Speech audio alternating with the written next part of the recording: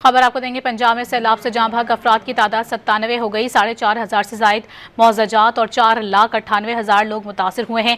मज़ीद तफसीलात जानेंगे। डॉन न्यूज़ के नुमाइंदे मोहम्मद तैमूर हमारे साथ मौजूद हैं। तैमूर, PDMA ने सैलाब की तबाहकारियों की में क्या तफसीलात मज़ीद बताई हैं?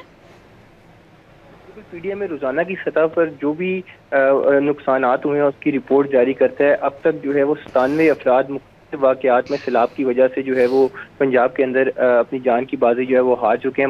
मजमूई तौर पर 4500 से ज़ायद मुआवजात ऐसे हैं जो मुतासिर हुए हैं मुख्तलिफ अजला के अंदर जहाँ पे सैलाबी सूरत हाल है।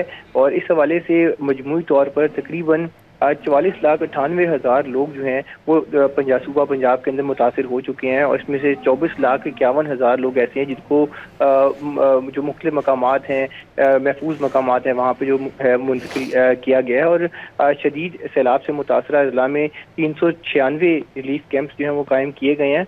और इस हवाले से जो अहम बात यह है कि मंगला डैम जो है वो अब तक 93%, जबकि जो तरबेला डैम है वो 100% तक जो है वो भर चुका है। अब तक सैलाब की वजह से सूबा पंजाब के अंदर जो सबसे बड़े मामलात हैं उसमें 97 लोग अब तक जो है वो जान की बाजी हार चुके हैं। बहुत शुक्रिया तैमूर आपका।